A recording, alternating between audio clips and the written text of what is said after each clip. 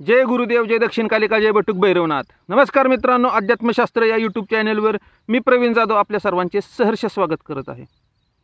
मित्रांनो, आज आपण माहिती घेणार आहोत निगेटिव्ह शक्ती एखाद्याच्या विरुद्ध ज्या वेळेला चाल करत असते, कार्य करत असते, मग ती कुठल्या माध्यमातून असू द्या, तंत्राच्या माध्यमातून असू द्या किंवा चेडा नावाची एक भयानक शक्ती आहे सध्या, त्या माध्यमातून असू द्या, करणीच्या माध्यमातून असू द्या, कुठल्याही माध्यमातून असू दे, कार्य कसं करते आणि प्रत्येकाच्या वर म्हणजे प्रत्येक वेगवेगळ्या व्यक्तींवरती जर का हे प्रयोग होत असतील, म्हणजे XYZ व्यक्तीवर झाला आहे, परत तिसऱ्यावर झाला आहे, परत चौथ्यावर झाला आहे, ह्या सगळ्यांना समानच रिझल्ट आहेत का प्रत्येकाला वेगवेगळे रिझल्ट आहेत?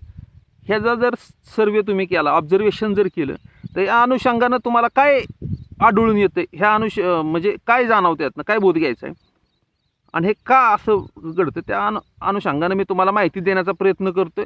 व्हिडिओ पूर्ण पहा। मित्रांनो, मी पाठीमागच्या सुद्धा एका व्हिडिओमध्ये मी बोललोय की ज्या वेळेला एखाद्याच्या विरुद्ध तंत्र केलं जातं, करणी केली जाते शत्रूंच्या द्वारे। आता का केली जाते ह्याचं कारण वेगवेगळं आहे। कारण नंबर 1 की तुम्ही त्या व्यक्तीशी शत्रुत्व पत्करलंय का। कारण नंबर 2 तुम्ही प्रगती करताय का, म्हणजे तुम्ही जर प्रगती करत असताल तर साहजिकच त्या व्यक्तीच्या संबंधित आहेत तुमच्या जाळणाऱ्या किंवा तुमच्या प्रगतीतनं मत्सर त्यांच्या मनात निर्माण होतोय, त्यांना असहनीय होतंय ते तुमचं प्रगती, बरं का। कारण की आजकाल कलियुगामध्ये आपण पाहतो की माणूस स्वतःच्या दुःखामुळं कमी दुःखी आहे, तो जास्त दुःखी ह्याच्यामुळं होतोय जास्त माणसं की शेजारचा सुखी होतोय।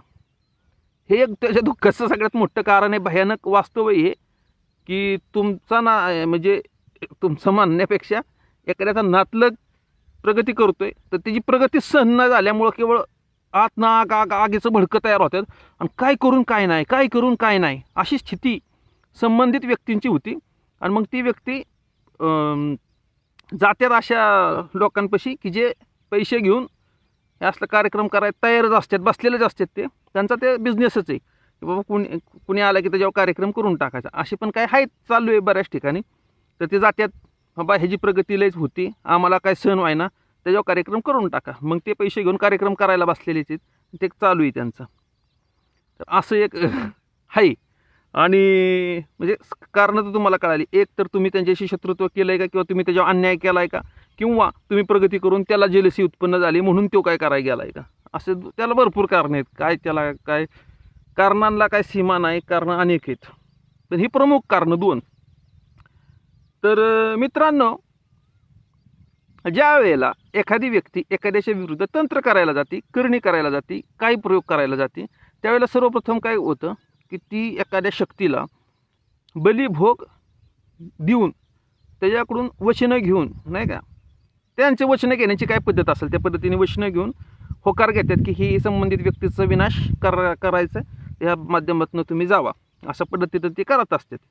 तर ज्या वेळेला ती शक्ती ज्या वेळेला उठती आणि तुमच्या विरुद्ध येते तुमच्या हल्ला करण्यासाठी, त्यावेळेला ती शक्ती सर्वप्रथम काय करते, तुमचा संपूर्णपणे सर्वे करते, एक तुमचं निरीक्षण करते की ह्या व्यक्तीचं नुकसान करायचं आहे, तर ही व्यक्ती कुठं कमजोर आहे, तुमचा वीक पॉईंट शोधत असते। लक्षात घ्या मला काय म्हणायचं आहे, ती वीक पॉईंट म्हणजे काय, तर उदाहरणार्थ तुमची कुंडली आहे तुमच्या कुंडलीमध्ये समजा धनभाव आहे, द्वितीय भाव, त्या धनभावावरती कुठल्या शुभग्रहाची दृष्टी नाही आहे, नाही का, तिथं अशुभ ग्रह येऊन बसला आहे किंवा अशुभ ग्रहाची दृष्टी आहे, तो कुंडलीतला तो पार्ट तुमचा वीक आहे, आलं का ध्यानात। मग ती दुष्ट शक्ती काय करते, त्या ठिकाणी त्या शक्तीला कळतं आपण ह्या बाकीच्या ठिकाणी हानी करू शकत नाही, कारण की संततीचं जे क्षेत्र आहे बाबा, संततीचा पंचम भाव जो असेल तिथं बाबा गुरुची दृष्टी आहे, शुक्राची दृष्टी आहे, शुभग्रहांची दृष्टी आहे, युती बलवान आहे तिथला कार्येश, नाही का, भावेश बलवान आहे, मग तिथं काय नुकसान करता येणार नाही किती प्रयत्न केला तरी। मग काय केलं पाहिजे की बाबा ह्याच्या धनभाव हल्ला केला पाहिजे, मग संबंधित व्यक्तीची काय होती, धनहानी व्हायला चालू होती, हे एक आहे। तर दुसरी एक व्यक्ती असेल समजा, तर त्या व्यक्तीची कुंडली ज्या वेळेला ह्या दुष्ट शक्ती ज्या वेळेला ते आता त्यांना काय ह्याची गरज पडत नाही की जन्मवेळ जन्मतारीख, ती त्यांच्यापाशी तेवढी पॉवर आणि अथॉरिटी असते की ती लगेचच तुमचं कळतं त्यांना की ही कशात ह्याला पकडायचं. त्यांच्या पुढे लगेचच्या गोष्टी येतात की ही बाजू ह्याची कमजोर, इथं दणका द्यायचा. पण आपण मानवाला ज्या वेळेला ह्याला बघितलं जातं, म्हणजे मानव ज्या वेळेला ह्या गोष्टी बघतो त्यावेळेला त्याला कळतं की बाबा हे ब्राह्मण असेल, ॲस्ट्रॉलॉजर असेल, त्याला कळतं की हा कुंडलीतला हा भाव विकी. शक्तींना कुंडली जन्मतारीख जन्मवेळची गरज नाही, ते डायरेक्ट बघूनच त्यांना कळतं कुठल्या बाजू आहेत कमजोर आहेत. उदाहरणार्थ आता सांगायचं झालं तर पंचम भाव आहे तुमचा. पंचम भाव संततीच्या बाबतीत आहे. संततीचा बाबतीतला भाव तुमचा जर वीक असेल आणि तुमच्या विरुद्ध जर तंत्र केलं तर ते दुष्ट शक्ती काय करणार, संततीच्या बाबतीत प्रॉब्लेम द्यायला चालू करणार. सप्तम भाव वैवाहिक आयुष्याशी निगडीत आहे.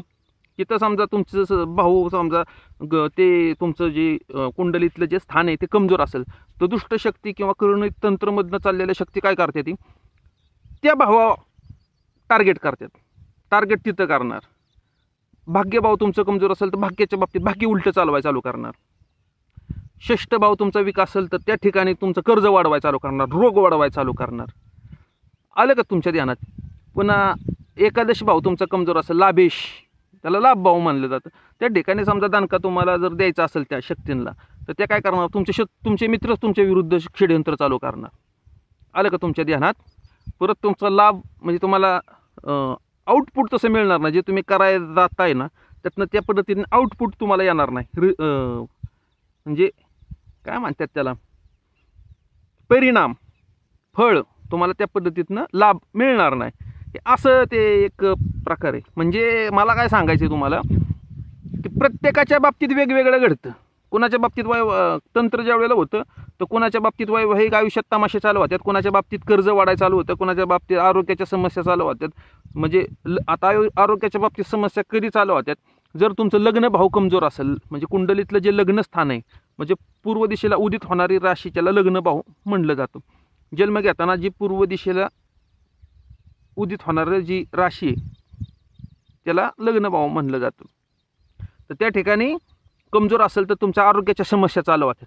हे असे मित्रांनो, एखाद्याशी फाईट तुम्हाला घ्यायची असेल तर तुम्ही काय करता, त्याची वीक पॉईंट शोधता, त्याची दुखती नस कुठली, कमजोर नस कुठली, नेमके त्याच ह्या दुष्ट शक्ती पकडत असतात. म्हणजे प्रत्येकाला तंत्र केल्यानंतर रिझल्ट वेगवेगळे येते. मग हे का, मग तुम्ही म्हणता हे तंत्र केल्यावर प्रत्येकावरच होतं का.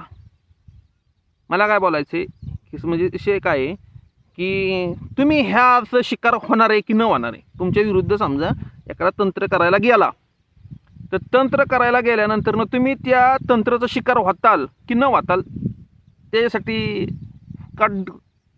काय बघितलं पाहिजे. तंत्र एखाद्या होत असेल ना मित्रांनो, त्याला सगळ्यात आधी पाहिजे गोष्ट एक, तुमचं प्रारब्ध खराब पाहिजे. तुमचं प्रारब्ध खराब असेल. गोष्ट नंबर 2, तुमचं वाईट ग्रहांचा दशा चालू असतील, तुम्हाला म्हणजे अशुभ ग्रहांच्या दशा चालू असतील. आणि गोष्ट नंबर 3, तंत्र करणारा उपस्थित असेल, म्हणजे तंत्र करणारा तिथं हजर पाहिजे तंत्र करायला. दुसरी गोष्ट तुमचं प्रारब्ध खराब पाहिजे. तिसरी गोष्ट तुमचं ग्रहमान खराब पाहिजे. ज्या वेळेला ह्या तिन्ही गोष्टी एकत्र येतात त्यावेळेला तंत्र होतं, म्हणजे सक्सेस होतं त्या व्यक्ती विरुद्ध केलेलं. पुण्य असेल त्याच्यापाशी तर नाही होणार. ग्रहदशा चांगली, समजा गुरुसारख्या शुभग्रहांची त्याच्या कुंडलीतले जे शुभग्रह आहेत स्ट्रॉंग, त्यांच्या दशा चालू असतील तर तंत्र करायला गेला तर काहीच होऊन देणार नाहीत ते ग्रह. त्याच्या ग्रहांच्या शुभ दृष्टीने प्रभावाने ते तंत्र फेल होणार. आलं का तुमच्या ध्यानात. आणि तंत्र करायला कोण नसेल तर होईलच कसं, हे अशा वेगवेगळ्या गोष्टी. पण जाऊ द्या त्या विषय. तंत्र कसं होतं आणि तंत्र सक्सेस होण्यासाठी कुठल्या कुठल्या गोष्टी आवश्यक आहेत आणि कुठल्या गोष्टी असल्यावर तंत्र होत नाही ही पण मी तुम्हाला सांगण्याचा प्रयत्न केला आहे, तर तुम्ही ही समजून घ्या. आता तंत्र झालं आहे समजा तुमच्या विरुद्ध, तर त्याला काय केलं पाहिजे. तंत्र ज्या वेळेला तुमच्यावर होतं त्यावेळेला तुम्हाला 2 गोष्टी महत्त्वाच्या आहेत. हे तर 2 गोष्टी आहेत. परत त्यातली गोष्ट नंबर 1, तुमची स्वतःची साधना किती आहे, तुम्ही स्वतः किती बलवान आहे. तुम्ही जर साधना पहिल्यापासून केली असतील भरपूर तर तुमच्यापाशी पुण्याचा साठा असतो, तुमच्यापाशी देवता उभा असतो. ज्या देवतेला तुम्ही भजले तो देवता दृष्टांतात, ध्यानात किंवा कुठल्याही माध्यमातून तुमच्याशी तो उभा असतो. तुम्हाला ते कॉन्टॅक्ट्स असतात तुमचे ते कुठल्या बी माध्यमातून तुम्हाला सूचित करत असतो की काय केलं पाहिजे. एखाद्या समजा स्वप्नात तुम्हाला दाखवलं की काय नाही बाबा शिवलिंगाला पाणी घालायचं, तर तुम्ही ते केल्याने ते तंत्रनिष्ठ होणार असते. दृष्टांतामध्ये तुम्हाला जर दाखवले की बाबा मारुतीला जाऊन बाबा ही मारुतीचा असा असं उपासना करायची, दिवे लावायच्या, रुईच्या पानाचा हार घालायचा, फलाने, त्या माध्यमातून ते दाखवतो तुम्हाला काय केलं पाहिजे. ते तुम्ही फक्त तुम्हाला ते डिकोड करता आलं पाहिजे. ते डायरेक्टली जरी सांगितलं नाही तुम्हाला, फक्त नुसतं दाखवलं तरी तुम्ही समजून घ्यायचे की काय करायचे. उदाहरणार्थ तुम्ही स्वप्न तुम्हाला दिसते, स्वप्नात तुम्ही कुलदेवीला गेलाय, ओटी भरताय नाही का, अभिषेक करताय, तर तुम्ही समजून जायचं की शक्ती तुम्हाला सांगते ती की तुम्ही कुलदेवीला जा आणि कुलदेवीचा अभिषेक करा, ओटी भरा, ही वगैरे वगैरे. आलं का तुमच्या ध्यानात? समजा असं ते तुम्हाला सावध केलं जातं. किंवा असं पण आहे की तुम्ही बसलाय आणि असं डायरेक्टली तुमच्या मनात त्यांनी मेसेज टाकलाय, मनातच तुमच्या डायरेक्टली आलाय क्लिअर कट की बाबा असं नाही असं करायचं. असं त्यांच्या शक्तीचे कम्युनिकेशन करण्याच्या लय वेगवेगळ्या पद्धती. अजून एक पद्धत तुम्हाला सांगतो. ज्या वेळेला तुम्ही झोपता, निद्रिस्त अवस्थेत असता, निद्रिस्त अवस्थेतनं ज्या वेळेला तुम्ही जागृत अवस्थेत येणार असता, म्हणजे झोपेतनं पूर्ण गाढ झोपेत आहे, गाढ झोपेतनं तुम्ही जागरूक अवस्थेत येणार आहे. तर जागरूक अवस्थेत येण्याच्या आधी एक फेज एक असतो अर्धनिद्रा अवस्था. त्या अवस्थेमध्ये सुद्धा शक्ती तुमच्याशी कम्युनिकेशन येऊन करतात आणि त्यावेळेला तुमची बुद्धी पण जाग्यावर असते. तुम्हाला कळतं की आपण झोपत नाही, जागं पण नाही, ही वेगळीच अवस्था आहे मधली. मग त्यावेळेला तुमची बुद्धी पूर्णपणे साबूत असते. तुम्ही त्यावेळेला शक्तीशी कम्युनिकेशन त्या स्थितीमध्ये करू शकता. ध्यानाची स्थिती ती जरा थोडीशी भरपूर जप वगैरे केल्यानंतर ती अवस्था येते, का लगी येत नाही.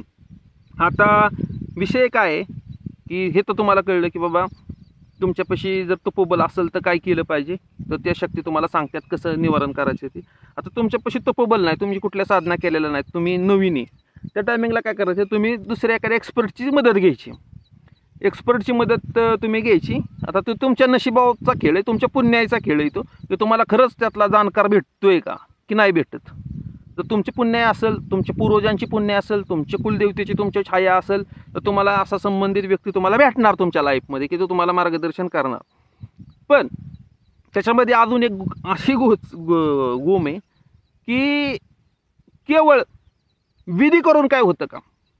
उदाहरणार्थ तुमचं तंत्र केले, तंत्र केलं आता ही तर अगोदरच मी क्लिअर केले की तंत्र 3 गोष्टींमुळे होतं: प्रारब्ध, ग्रहमान आणि तंत्र केलेली क्रिया. तर संबंधित व्यक्ती काय करत असते, तंत्र केलेल्याची काट करू शकते ती, म्हणजे जी तुमच्यावर तंत्र केले त्याची काट करू शकेल, तुमचा सुरक्षा घेरा लावून देणार, ती संबंधित सगळ्या गोष्टी ती करू शकते. पण तुमचं जे प्रारब्ध आहे की ज्या प्रारब्ध कारणीभूत आहे की तुमच्यावर तंत्र व्हायला, तुमचं नशीब आहे ना, तुमच्या नशिबातच ते प्रारब्धच तुमचं तसं घडलंय की कुणीतरी येऊन तुमच्यावर तंत्र करणार नाही का. तर हे प्रारब्ध सुद्धा तुमच्या दृष्टिकोनातून हानिकारक आहे. तर प्रारब्ध नष्ट कसं केलं पाहिजे मित्रांनो, प्रारब्ध नष्ट केलं जातं नामस्मरणानं, लक्षात घ्या. जपानं, तपचर्यानं, साधनेनं प्रारब्ध नष्ट केलं जातं. प्रारब्ध नष्ट करण्याच्या 2च पद्धती आहेत मित्रांनो, एक तर भोगा आणि संपवा, किंवा दुसरी गोष्ट तुम्ही नामस्मरण, जप, अनुष्ठान, साधना करून ते भस्म करा. आलं का तुमच्या ध्यानात? जर तुम्ही नामस्मरण केलं, नामाची ताकद उभी केली, जपाची ताकद उभी केली, तर जपाच्या ताकदीने प्रारब्ध भस्म होतं, डेफिनेट होतं. शास्त्रात त्याचं प्रमाण आहे. आता शास्त्र प्रमाण काय, तुम्हाला आता शास्त्रातलं प्रमाण नाही दिलं तर तुम्ही मान्य करत नाही, म्हणून ती पण एक प्रमाण देऊन टाकतो तुम्हाला. तुम्ही शिवलीलामृतमधला 11वा अध्याय वाचा. 11वा अध्यायामध्ये राजपुत्र आणि प्रधानपुत्राचा मृत्यू आला होता. त्यानं ते काय सांगितलं होतं पराशर मुनींनी, यांच्या कुंडलीनुसार 7 वर्ष 7व्या दिवशी हे मारणार आहेत. आता 7व्या दिवशी म्हणले यांचा मृत्यू होणार आहे आणि अटळ मृत्यू आहे. मग ते राजा काय म्हणला की बाबा काय बी करा पण यांना वाचवा, नाही का, या राजपुत्र प्रधानपुत्रांना. मग पराशर मुनी काय बोलले का की बाबा ही अटळ आहे, ही असं प्रारब्ध आहे लिहिलेलं, ती काय नष्टच होऊ शकत नाही. त्यांनी काय सांगितलं की बाबा आपण रुद्रसुक्ताचे आवर्तनं चालू करू. मग त्यांनी काय केलं, ऊसाच्या रसाने रुद्रसुक्त, अतिरुद्र चालू केले. मग ते अतिरुद्रच्या प्रभावाने मग काय झालं की बाबा त्या पुण्याईनं ते सगळं त्यांचा अकाल मृत्यू टाळला. हे शिवलीलामृतमध्ये प्रमाण आहे. इथं तुम्ही बोध काय घ्यायचं आहे मित्रांनो, की साधनेनं प्रारब्ध बदलता येतं. हे मला तुम्हाला सांगायचे. प्रारब्ध म्हणजे काय आहे मित्रांनो तुम्हाला सांगतो. आता हे पाण्याचा एक प्रवाह इकडे येतोय वाहत, नाही का, तुम्हाला हा प्रवाहाच्या उलट जायचं, बरोबर. म्हणजे पाण्याचा प्रवाह एक प्रारब्ध धरलं, पाण्याला तुम्हाला इकडे न्यायचं पडत, पण तुम्हाला तिकडे जायची इच्छा नाही, लक्षात घ्या. तुम्हाला तिकडे जायचंय दुसरीकडे, तर तुम्ही ते पाणी तोडायचंय. आणि कसं तोडायचंय? नामाने तोडायचंय, जपाने तोडायचंय. जप कुठला करायचा आहे? जो गुरुनी दिलाय त्यो, जो गुरुनी दिलाय तुम्हाला त्यो लक्षात घ्या. मनाने करण्यात आणि गुरुनी सांगून करण्यात जमीन आसमानाचा फरक आहे मित्रांनो. का फरक आहे? तुम्ही ज्या वेळेला मनाने करत असता त्यावेळेला तुमच्या पाठीमागं कोण नसतं, पण ज्यावेळेला गुरुने सांगितलेलं असतंय तुम्हाला त्यावेळेला गुरुच्या शक्ती, गुरुची जी गुरुपरंपरा आहे त्या सर्व आखाड्यातले सिद्ध योगी आणि त्याच्या आखाड्यातले जे देवता आहेत ते सर्व तुमच्या पाठीशी उभे असते. त्यामुळे धोका तुमचा लय कमी झालेला असतो. आता ह्या माध्यमातून ही तर तुम्हाला मी सांगितले की काय कशा पद्धतीने करायचे. तर प्रारब्ध एक तर भोगून संपवा किंवा जप करून संपवा, हा झाला विषय. आता ग्रहमानाचा विषय हातच क्लिअर झालेला आहे की ग्रहमान सुद्धा तुम्हाला बाधणार नाही जर जप तुमचे व्यवस्थित केले तर. कारण की ग्रह काय, साधं उदाहरण तुम्हाला मी देतो.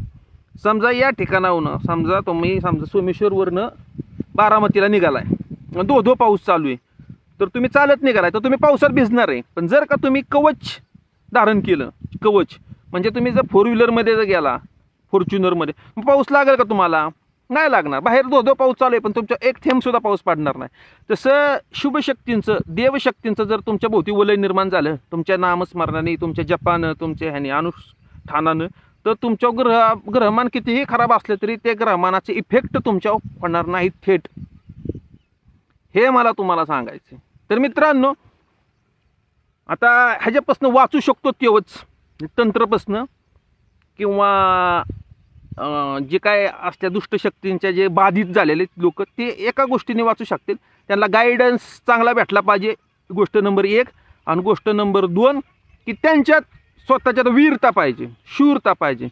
ते जर स्वतःने जर मनाने ढेरपाट असतील, कमजोर असतील, तर ते कधीही ब्रह्मदेव आला तरी त्यांना ते त्यातनं वाचू शकत नाही. त्यांना ते भोगायचंच आहे.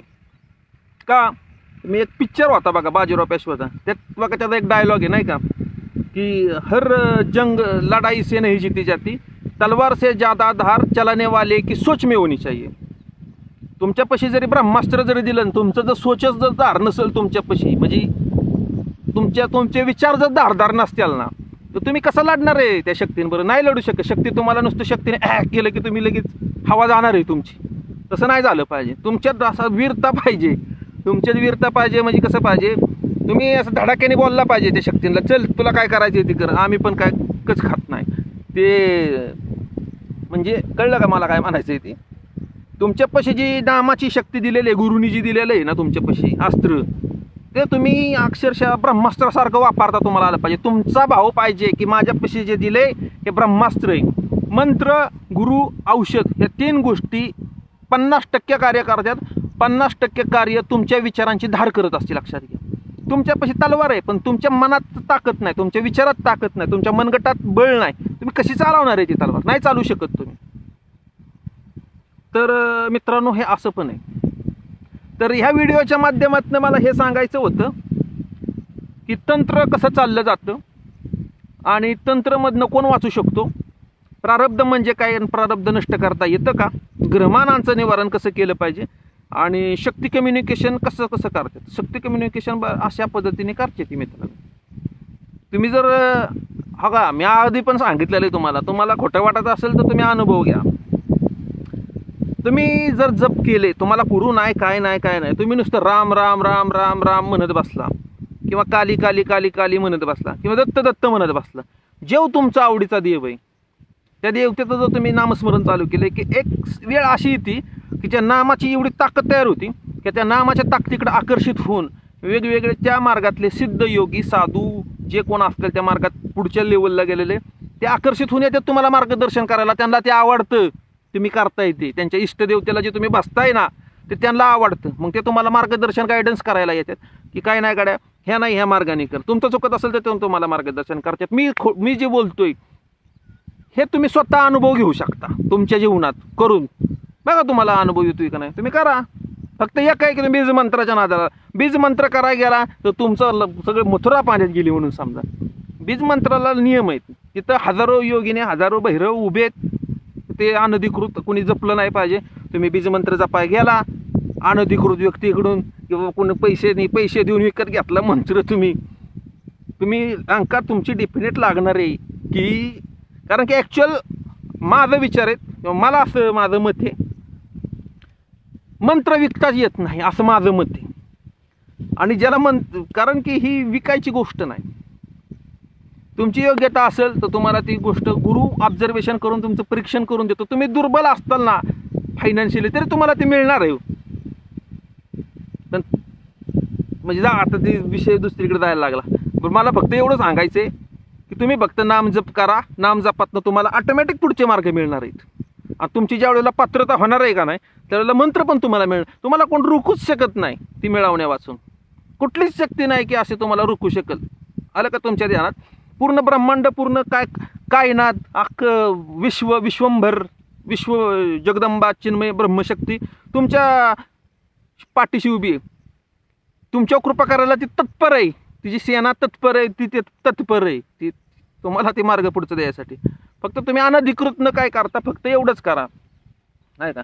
आता हरिपाठ बघा की तुम्ही एकनाथ महाराजांचा काय सांगितले त्यांनी. हरी बोला नाहीतरी हा बोला वेल ठगाला बोला करू नका. एकनाथ महाराजांनी सांगितले. गोऱ्या कुंभारांनी पण सांगितले. नामदेव महाराजांनी पण सांगितले. ह्यांनी सांगितलंय का बीजमंत्र जपा विनाकारण हाकनाक? कुठल्या संतांनी सांगितले सांगा? रामकृष्ण परमहंसांनी सांगितले का अख्खं त्यांचं वचनामृत वाचा? त्यांनी सांगितलं का डायरेक्ट काली बीजमंत्र जपा? नाही सांगितलं. त्यांनी सांगितलं काली काली काली काली बोलून मला देवीचं दर्शन झालं. तर तुम्हाला गरजच नाही या किचकाटा मार्गात उतरायची. काय गरज आहे तुम्हाला उतरायची? गरज नाही. तुम्ही आधी काली काली बोलून दर्शन करून घ्या. दुर्गा दुर्गा बोलून दुर्गेचं दर्शन करून घ्या. साक्षात्कार करून घ्या. नंतर मग तिने सांगितलं मग मार्गात घुसा.